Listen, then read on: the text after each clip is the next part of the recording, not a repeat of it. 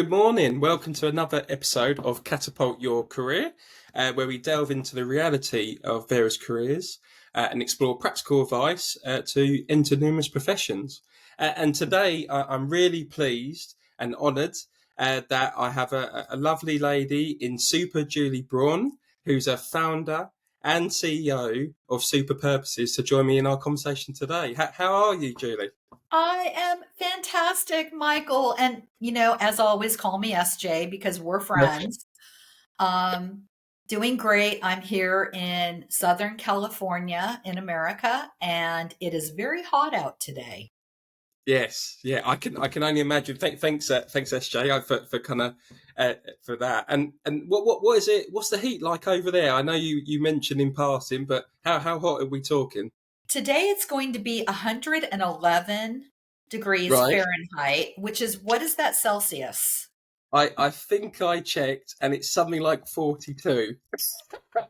40 for my kind of Yeah, English kind of cohorts. They're gonna balk when you say those numbers. That's hot.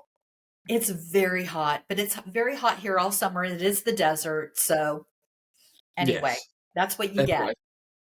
It is indeed. It is indeed. And to introduce yourself, SJ, as I said, you're both the CEO and the founder of Super Purposes. Yeah. But what is Super Purposes? What does Super Purposes do? Well, what we focus in on is we help people in a very short amount of time get the purpose filled career that they deserve. And I think what a lot of people do, we're actually launching a new online course in September, October of this year. And what a lot of people do is they say things like, I work hard so I can play hard. Mm. That's a career changer. And when I think of those people and when I hear that, I'm kind of like, ah, I feel so bad for them because I feel like they're spending their 40 hours a week in America. Most of our full time jobs are 35 to 40 hours a week. Hmm. And I think they are kind of doing the job. They don't really love it just so they can get to the weekend where they can have experiences, have adventures, party with their friends, celebrate with their family. And it's a very difficult existence because let's face it, a week is much longer than a weekend. Yeah. And so we want to help people find the thing that lights them up.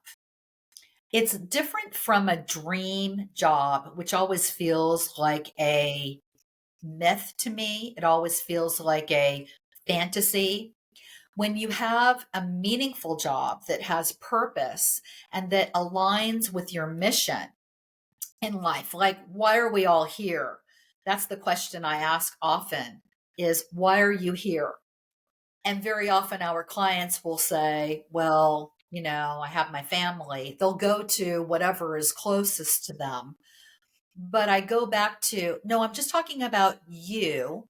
I'm not talking about your family, your relationships. Why are you here? Why were you born?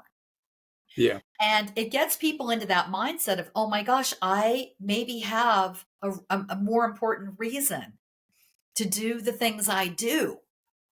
And we take them in 12 weeks from I don't know where to start all the way to managing multiple job offers. So that's what we do.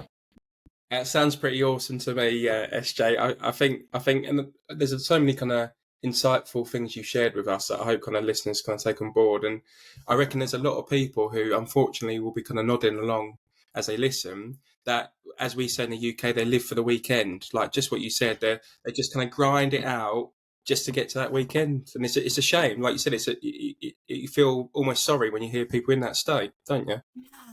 Yeah. You don't have to have that life. Hmm. And I think once when you do get a purpose filled career, you will never go back to working a job that's a grind.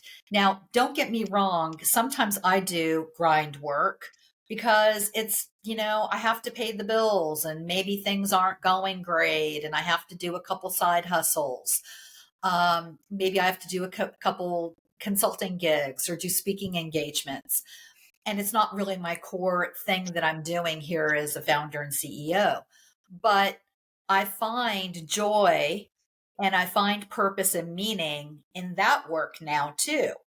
So it kind of changes your perspective, your attitude, and it brings a whole lot more happiness and contentment to your life.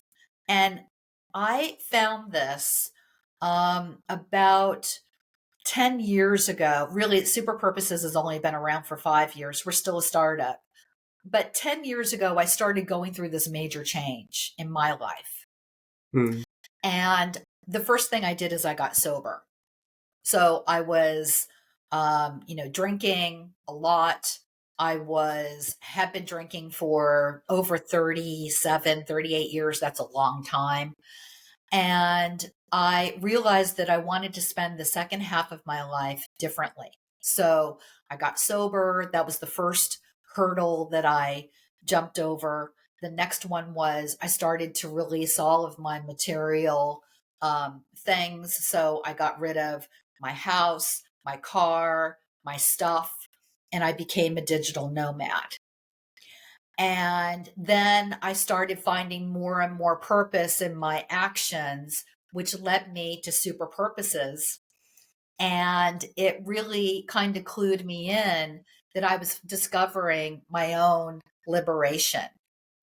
And once when I experienced my own liberation and freedom of all of the trappings, the material trappings and, everything. And by the way, if somebody owns a home or drives a car, a fancy car, I'm not mad at them. I'm like, good for you.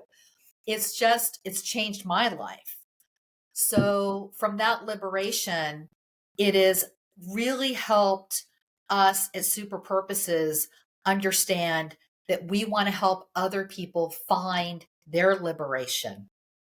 Yeah. Yeah. And it is a remarkable thing that happens. In my career, we've helped over 17,000 people find their purpose filled career. And it's been a total blast. Amazing. I mean, that's some number to, you talk about, trying to Yeah. find a purposeful, job and career. That is some legacy to leave behind, that kind of number of 17,000 people. And again, just picking up and reflecting on some of the things you said, you mentioned about your own transition to more being a digital nomad. And I think that hopefully, again, I kind of implore people who are listening to the podcast who, are trying to keep up the Joneses. You often see this. It's not just specific to certain industries, but in the UK, you see it a lot to people who enter the city, so the city of London, whether it's financial careers, consultants, accountants. And, they're always talking at lunch about, I'm getting this car, I'm going on this holiday, I'm buying this new bag, this new kind of this new materialistic possession. And if that's what makes you happy, perfectly fine. I'm not here to pass judgment on any other person. I'm no better than no one else here on this earth. But I think, like you did in your own transition, I think it's just for people just to kind of test that. And I always, there's a funny quote I always think of, like, I'd rather not be doing a job, earning money to buy shit to impress people I don't like. And I just think, I just really implore people to reflect on that point. You are so wise at such a young age. Um, I kind of wish I could take out of your brain and, get that into my brain at a younger age. Like if I could go back and do things over, but we are just wherever we are. I think the thing for me, the life that I led previously was very extravagant. It was Hmm. about stuff. It was also about having a lot of experiences. So I've done a lot of things and I've had a lot of wonderful relationships, but I've seen this change in me that I just wouldn't go back. I'm not Mm. regretful for having had that life, but now I have a different perspective and it's been very adventurous. I've done a lot of things that I didn't even think I was capable of doing. And I would implore people when you do come to a crossroads and you're saying to yourself, why am I doing the job I'm doing? Am I doing it because my parents wanted me to become an accountant? Am Yep. I, you know, doing, as you pointed out, Michael, the people who were trying to keep up with the Joneses, they're kind of trying to drive the bigger car or carry that more expensive handbag. Um, you know, that may lose its luster after a bit. Yeah. So, yeah. But I'm Yeah. just No, I curious I'm curious for you because I know you're also, transitioning yourself from one situation to another. How have you found this change? What are you experiencing right now? definitely. Thanks for the question, SJ. And I think just just on that the final piece, I would say just on that before I kind of turn to myself is again I can't remember the book or podcast I heard this from, but when people are thinking to buy these materialistic possessions, just a little circuit breaker is if you were the only person on the planet, would you still buy this? And I think that's really good. So when it's a Gucci handbag or whatever it is, a Rolex, whatever it is, and again, don't get me wrong, like I like possessions myself, and just because I say one thing doesn't mean I'm right. You have to take what I say as well as others with a pinch of salt. But that really helps reframe things, and I think, am I buying this to be, seen better amongst my peers, or am I actually buying this for a practical utility purpose, I suppose. And stuff like a laptop, a phone, I probably would buy that still because I can access various things. I can use a phone for various reasons. Whereas like a designer handbag or designer this, perhaps I would stray away from that. So I think that's one thing. But for me, it's a good question. I think the biggest thing that I found that's really helped centered me in my transition, and perhaps you can speak a little bit to this as well, is values. So, like, whenever I kind of coach individuals, the first session I do with any people is always around values, because I think regardless of what you're trying to do, values can change over time. They're often more 5, 10 years. They don't really change day after day, but they're real core fundamentals within your being. And you'll often find when someone's triggered, it's usually because it's triggered a value. And I've spoke about my values before, but my values are fulfillment, freedom, integrity, and lifelong learning. And it's no surprise why that's drawn me to coaching, because to coach, you have to be full of integrity. You're not trying to lead someone astray. You've got to kind of live by kind of strong values in that regard. There isn't much more fulfilling things you can do than turn up to simply help people be the best versions of themselves. So that's it. Freedom, like yourself, you can do it from anywhere in the world. You can be a digital nomad, and if you're consistent and courageous and you do it for a long period of time, it can allow you to live the life you want to live. And lifelong learning, I suppose, it's like you can be 85, 90, and you still can learn stuff as a coach. You can never be a perfect coach, and for some people that will completely throw them off. But for me, that actually excites me, because I can, be 80, 50, 40, 60 years on and still be learning things day to day. So that's the biggest thing I always chime out a lot about is values and what's helped me in my transition. I love that you use values as your jumping off point, your starting point, that foundational point. That is very much in alignment with what we do at Super Purposes as well. That's one of Mm, the steps where we say, what are your values? And very often people, they don't know. They'll say, well, my family. They'll have like one or two things, and then we give them a list and they go, oh, and they start circling things and you see their faces light up. And then when you say, okay, now you need to drill it down to your top five.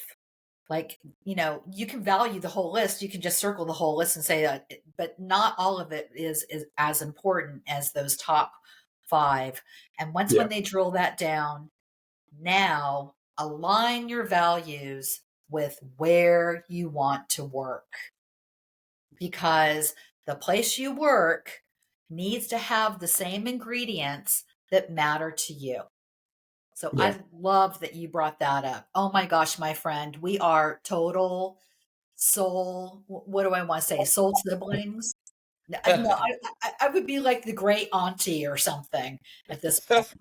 I'm 60 years old. I don't know. I'd have to do the math, but I feel like I'm quite more mature than you.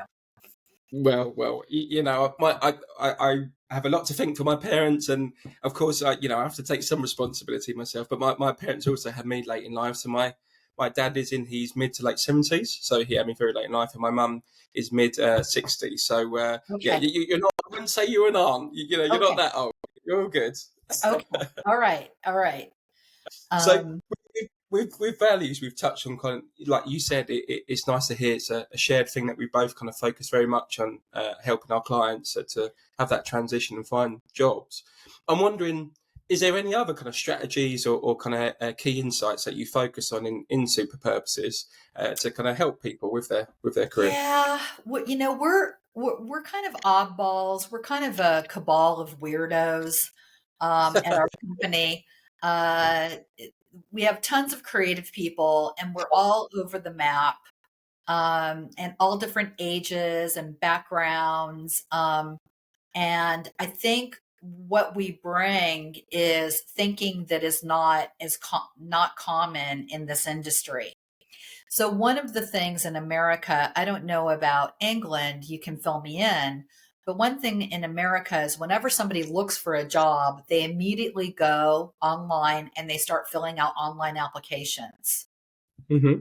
And we will always tell them, don't even fill out one. Don't fill out one application.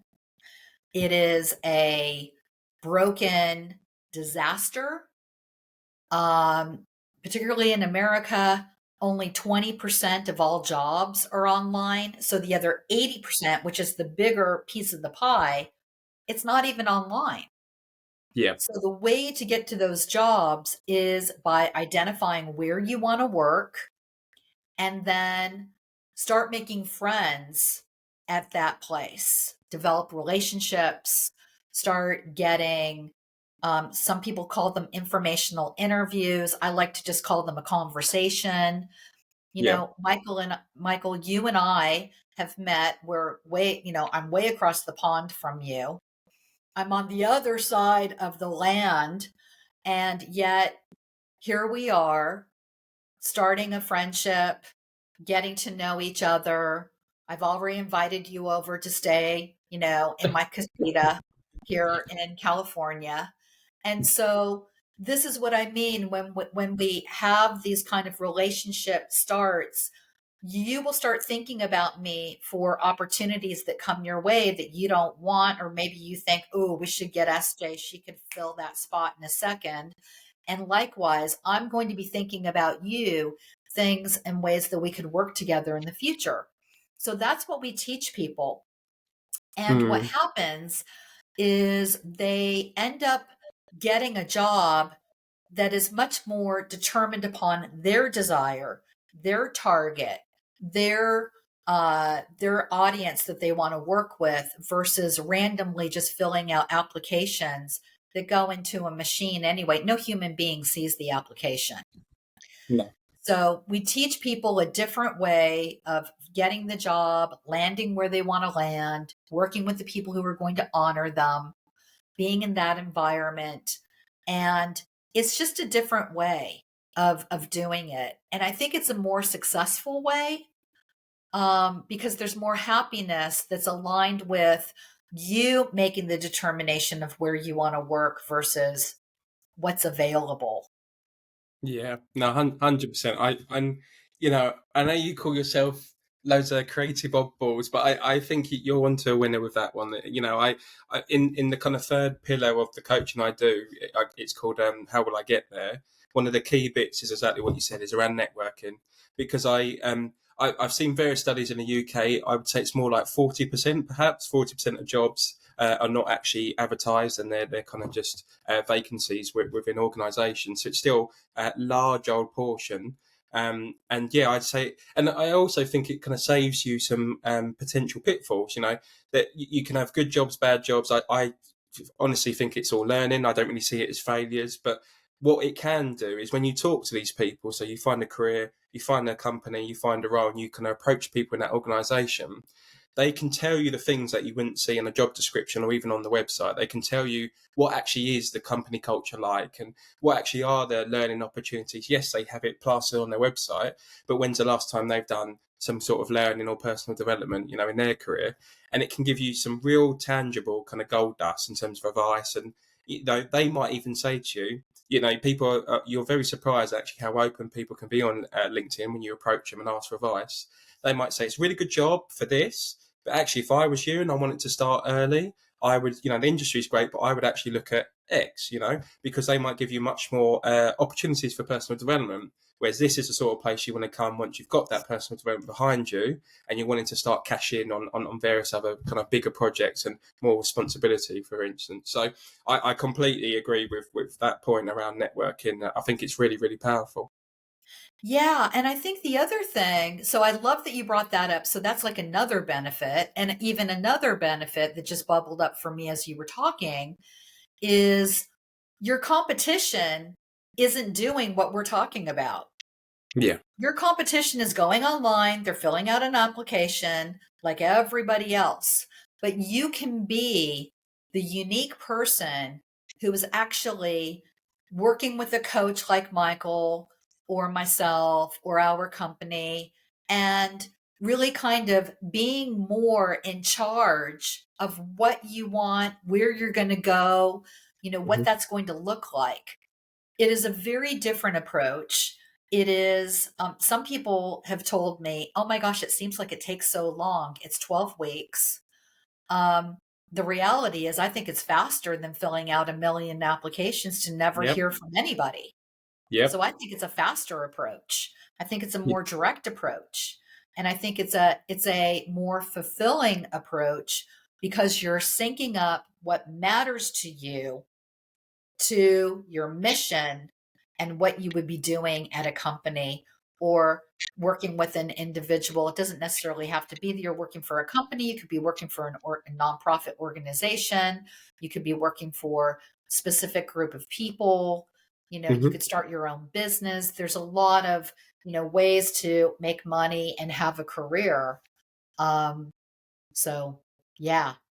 Yeah. No, I think you're right in what you said, and I think 12 weeks, when you really think about it, there's a thing called the sunk cost fallacy. So when people have done 5 to 10 years in a profession and they think, oh, I can't possibly transition to another job because, I've spent all that time. And I think as we kind of briefly discussed even before we started, like, no, you haven't wasted that time at all. That experience is only going to stand you in a better place for when you transition. And like you said earlier, it's only just going to make you more unique for that place because you're going to come with a really interesting sales background or a really interesting IT background, and you can utilize that into the role.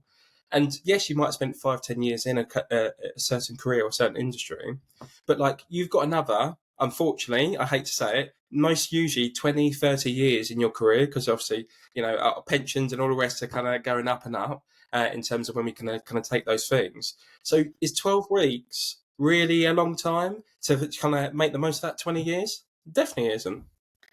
It isn't, because I think also that 12 weeks will serve you for your entire life.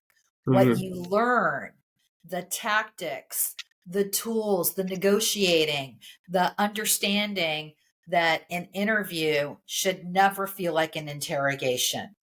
It Yeah. should always be a conversation. These are skills that we can teach people and they will carry it with them forever. So it is well worth it. Um, I was just thinking about I wanted to mention we worked on a docuseries. I said that I did a lot of different things, since starting Super Purposes. And one of the things that I never thought that I would ever become would be an award-winning filmmaker. I Mm, just did not see that. But when COVID happened and we, shut down, I was living in Seattle, Washington. We were the first place that shut down because in America, that's where they pulled the bodies out of a old folks home. 11 people had died from COVID and everyone went in the hazmat suits. And we didn't know what COVID was. And so Seattle just closed really, really early in 2020. And I was devastated, as everyone was. I lost all of my income in 1 week. I had booked about $17,000 worth of work, and it all got canceled in a flash. And I was sitting there saying to myself, what are we going to do? We might have to close our company.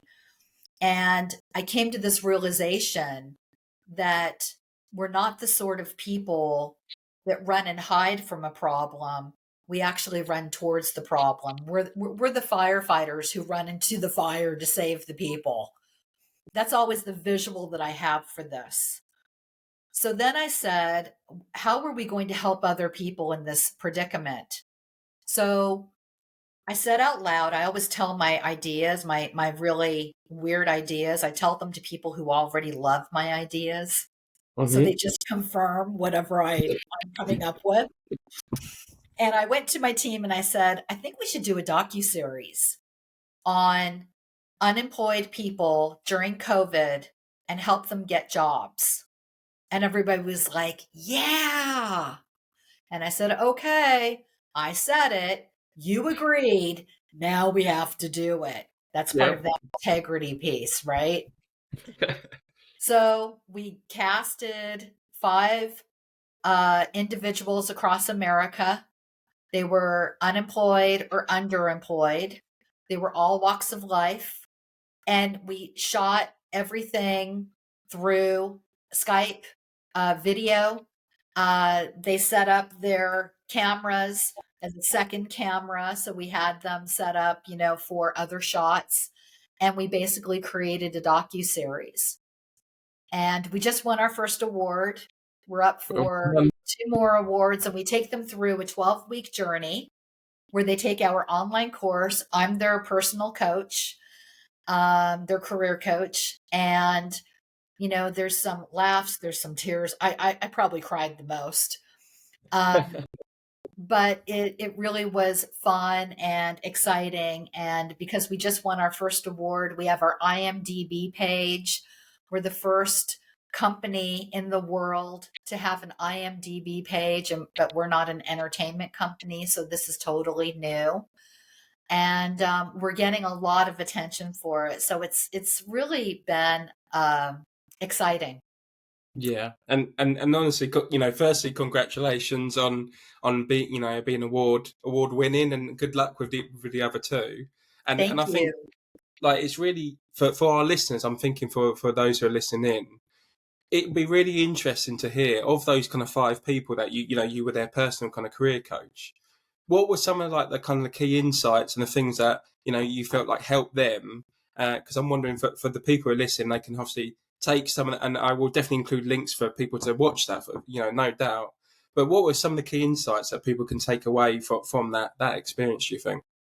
I think every episode we really drill down to what the steps are. So you leave, I think, each episode feeling rather satisfied that now you've got homework. Mm-hmm. And I think the most notable thing for all 5 of them, they would say, was how much networking they had never done previously, but now they do. So they Mm. changed their perception about meeting strangers. They all said stranger danger. That's something that, we all laughed about. But I said, no, you have to talk to strangers. You have to start developing relationships with strangers. You have to put yourself out there. And we had a lot of exercises and we would get them prepared. And it's it's really interesting how they all ended up. Not all of it was, not all of it was tied up in a bow and a perfect package. Some of them were, some of them didn't, work out. But I think that's reality. I think that's Yeah. life. Yep. And sometimes we will have success and sometimes we won't. So there's a learning lesson for everybody in the Yeah. docuseries. And it's called From Ground Zero to Career Superhero. Perfect. So Sounds good. And like I said, we'll definitely include kind of a link in the show notes Thank for people you. to check that out. And just kind of going back a little bit, I suppose, in terms of some of the key bits Super Purposes does and supports. You mentioned the interviews, which I think is a really good one that will hopefully help the people listening. I really like the premise and what you said about you shouldn't, see interviews as conversations. And I more and more, as I've kind of grown in terms of my personal experience and professional experience, I've gone more and more comfortable with interviews and realizing that actually, yes, they're interviewing me to join their company, but let's not forget I'm interviewing them to Yeah. make sure if I'm a good fit, if they're a good fit for me as well. So I think the conversation, almost like any exchange of value, you would have a conversation, say, right, what are you selling me? What can I have to offer? Is it my money, time, whatever it is? And I now go into kind of interviews that are much more equal in terms of coaching. Coaching's an equal relationship. I see the interview similar, like we're both equals in the room. So, it's not just me, it's also like what do you have to bring me to the table? So what's your thoughts around all that? Michael, you just did something that I do every day where I put my hands up like this and I talk about having the conversation, because the conversation should be like this. The interviewer asks a question, Mm-hmm. you answer, and then you throw back a question. And then they answer your question. They ask you another question, you answer, and it's a Yep. back and forth. What is so bizarre and weird, I don't know if you all do this in England. You can confirm it or not. In America, we do this absolutely the most bizarre thing. We will have the interviewer ask a question, the interviewee answers, and they wait. Then the interviewer asks another question, the interviewee answers, and then they wait. And so what happens in this dialogue is the interviewer is now, kind of looking down and going, "Ugh, okay, this is not going to be my colleague." Mm. They're looking for someone who is of equal value. They're looking for someone who they can go to the pub with. They're Yeah. looking for someone who can play on their football team. They're looking for camaraderie, for the person who is going to hug them when they have a problem at work. They're looking for that development of relationship. Mm. And because we do this weird thing, many people are saying, I'm afraid to interview. I'm afraid that I'm going to give the wrong answer. And I say, well, ask the question first. If somebody says, we, what software would you recommend to our company? My first question would be, well, I don't know. What's your problem? I Mm. want to know what your problem is. If you tell me what the problem is, then I'm going to have a solution. I'll tell you Yeah. what software I would recommend. And that develops that conversation instead of just sitting there and rattling off every software that you can think of. You're not really talking to them about what they care about. And that's your job during the interviews, to find out, what are your problems? I can solve them. Do I like you? Yep. Yes. No. Do you like me? I mean, that's what you're trying to find out. So I am so in alignment with you. I absolutely adore you, my friend. That's Thank you, SJ. I don't hear that every day, so thank you for that. I have to tell my wife though. You got to be careful. So that, but I just would say, I completely agree with what you said in terms of that equal kind of relationship, and to confirm your question in the UK, often it is similar. It is, question asked, you answer the question, and then you wait, and then you get asked another question, you answer it, and it's only right at the end that the interviewer will then say, do you have any questions for me? So it's much more structured. But I agree with your stance. Like, I often try, I think when people are talking and they get into that interview stage, I think when you really want to kind of figure out what their problems are, and almost I try and interview them to give me the answers, I will often say, in the first 3 months or the first 100 days is the thing we always talk about. What would you want the successful candidate to have achieved in that time? And they will tell you. They will literally give away the answers and say, I want the successful candidate to do X, Y, Z, build a plan, whatever the job is. And then you have that in the bank. So for the rest of the interview, you can now repeat what they want you to have done in the first 100 days and show you why you're the perfect fit. I mean, it is so easy because you're just going to deliver on what they want. It is, yeah. So you're very, very, very good at this. I already know. I'm sure. I am sure your clients are incredibly lucky to have you. They Thank really you. are. Um, Well, we're I'm always learning. We're always learning. yeah. So I'm just curious, how when you engage with a new client, what's the timing usually for you from beginning to end? Yeah, it's a good question. So, because you mentioned your kind of 12-week step process, so usually sessions are around 10 to 12 sessions, that I kind of deliver with people, and I'm not like a carbon or cookie cutter, should I say? So it's like you just go through like a machine. It's Yeah. usually around 10 to 12 sessions, but I will adjust it based on the person's journey and also their level of self awareness. What they bring into the table. And then what I often is it's split into 3 pillars. So the first pillar is who am I? And it's all focused around self-awareness. So it's focused around, do they know their strengths, their motivations, their values, their life purpose, their preferences for work? Like, do they know all these things about themselves? And you'll be very surprised. Well, you won't probably because you've dealt with obviously many clients, but you'll be surprised by how many people don't know the things they're good at, the things they enjoy, their preferences, and for me, most importantly, their values and then ultimately their kind of wider life purpose. So that is the first kind of pillar, and that will usually be we'll meet every 2 to 3 weeks, and that will be kind of four sessions. Then the second pillar is what is my path. So now they know who they are. What is the path they want to go? And this is where we get a bit more creative with idea creation of some of the roles. You can maybe use stuff like Ikigai. You can maybe use things like letter to myself. I And love Ikigai. Ikigai is a good one. What's your experience using Ikigai? Well, just the whole connection of everything is connected and just doing things in a more thoughtful and holistic way. But I love that you so finish up your pillars. I'm taking notes right now. It's all good. It's all good. So, it's roughly 3 to 4 sessions each. So I've covered the first one. Who am I? We go into what is your path. So that's where we do more creative exercises like Ikigai.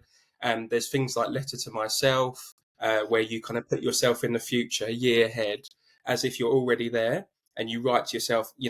It's or it's July 2024. My name is Michael Glassick. I've had an amazing year, and these are the reasons why. And you state it as if it's done, and then that would then very clearly kind of articulate the things you want to do.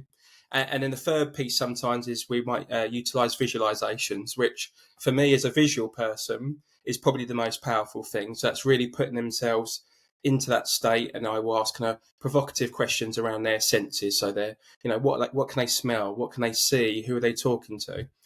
And this is all to kind of get an idea of. It's not like a machine. I'm going to say, right, you're going to be a veterinary surgeon. It's not that, but it's kind of understanding what is the path that they want to take. And then the very last bit that we kind of touched on briefly is how do I get there? And again, that's roughly 3 sessions, meeting every 2 to 3 weeks. And that's then starting to put into the real kind of tangible, like an action plan. Is there interview skills we need to look at? Is there educational requirements? The biggest bit, the networking. So can we like target people on LinkedIn who are in that path, who are you, but 3 years ahead? What have they done? What's their education? And that's when we really start to build a real nice kind of key action plan for them to follow. So all in all, roughly, like I said, 10 to 12 sessions every 2 to 3 weeks, but depending on people's preference. And that really gives them a good solid ground and foundation to kind of make that transition. I really like your structure. I think for many people, they do not spend enough time on those first 2 pillars, or Mm. even all 3. They spend more time on fill out the application, get the job. And if you can do that work, it's a lot like therapy, actually. By the way, do you know how many therapists, how many career coaches it takes to change a light bulb? Oh, I haven't heard this joke. I can't answer this one. No, Okay. go Only one, but the light bulb has really got to want to be changed. on. Amen. Amen. Okay. Yeah. So, but you're spending more time on that front side, which I think is so critical because we're talking about your lifetime. Yeah. We're not just talking about the next job. A career is something so different than the job. And wow, I've got a page full of notes here. Well, hopefully people who've listened as well. I always, there's a chap called Alex Hormozy who I follow, who's in the business world, and he says, make your free stuff better than people's paid stuff. Really kind of serve from a place of value. And I really hope, you don't necessarily need to come to me for coaching straight away. Hopefully, this is the reason for the podcast. It's to give nuggets of information to people to utilize right now. But ultimately, as I said, what a coach is, a coach helps guide, support, and challenge you. So hopefully you can utilize that now and start getting some quick wins. But then if you actually want someone like SJ or myself, and our details again will be in the show notes, you can then pair with someone to really kind of be your partner, to guide you, to support you, but equally, probably most importantly, to challenge you to kind of follow that structure and kind of achieve the goals you want. I think it is about being ready. That people really need to be ready and they have to make the commitment and not fall short of the commitment halfway through when things get a little rough or Yeah. when they start to realize, within themselves that self-reflection of, oh my goodness, everything that I've done up to this point may have not been the best decisions. And now I have to really change. And so the commitment and being ready, it is, I think, paramount to success. Yeah. I just love what you said right there. That was really excellent. Thank you. Thank you, SJ. I appreciate it. And I think at the end of the day, if anything of what we shared, and I'm sure it has, if any of the insight and knowledge we shared has helped listeners, and you want to learn more and find out more about us, then please do. But on that same thought, I suppose, to kind of start to pull our episode to a close, I'm thinking some of the advice, you've had a very extensive and varied kind of career, and you've had multiple experiences yourself, SJ. It's a tough question, but I'm going to ask it anyway. I mean, what would you say if you were to speak to SJ, say 10, 20, 30 years ago? What do you think would be some of the advice you would have given that person then? Oh my goodness. Um, what would I give that person? I think I think it's it's a tough one because the not being sober was a Mm, big component to that lifestyle. And I mm, think without having so here's what I would say. I would say without a sober mind, you're really kind of buried in the matrix. You're kind of living a facade of a life. And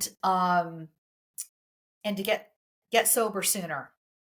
I think I mm. would have accomplished a lot more things by now, but you know what? We are wherever we are. So I'm just grateful that it happened when I turned 50. So I've been sober 10 years now, and I'm out and loud about it. And I always ask people, to consider if they're struggling with alcohol or addiction or behavior in areas, to take a good look at it and to get help. So that would be the message to my younger self. Yeah, Yeah. amazing. Thank you so much, SJ. And I think I really hope that kind of resonates with people. And like we said right at the beginning, it's kind of very full circle. At the beginning, people will often live for the weekend and they're grinding away. just kind of maybe drinking. You have that in certain industries and certain cultures. Again, I reference the city, Sure. that's very much a strong culture around networking and getting up in the workplace. But I think it's important to kind of live by your own morals and your own values and what you enjoy. And if you don't enjoy that, and you do need, sometimes it's absolutely fine to ask for support to help with that kind of transition, whether it's kind of alcohol careers, whatever it may be. So, no, I think that's a beautiful kind of piece of advice to share with others. So, if people enjoyed this conversation and they want to kind of continue and reach out to yourself, SJ, like I said, I'll be sure to include all links in the show notes. But where's the best place they can go to find yourself? Well, I'm on LinkedIn, so I'm Super Julie Braun. I'm the only Super Julie Braun you'll find there, so it's quite immediate. Just connect with me. I connect with everybody. I'm very, you know, uh, uh, inclusive. Yeah, And superpurposes.com. We have a website. We have a lot of blogs, great stories. We help people with interviewing. Our docu-series is, there's, just a lot going on. So, and we're also launching a new course in September, October of this year for people who amazing. want to change their careers. So, yeah, thank you. Perfect. No problem at all. Thank you for your time. And like I said, for the listeners, if they, the links will be in the show notes, and kind of check SJ out. Whether it's SJ, myself. I'll be on there, michaelglassickcoaching.com. So we're both here to inherently help support people be the best versions of themselves. And you do have to be a little bit open for it, but if you're feeling a mix of nervousness and excitement, that's probably a good sign that you're kind of ready to make that transition. So, without further ado, thank you again, SJ. Thank you to everyone who's listened today, and I will see you on the next episode of Catapult Your Career.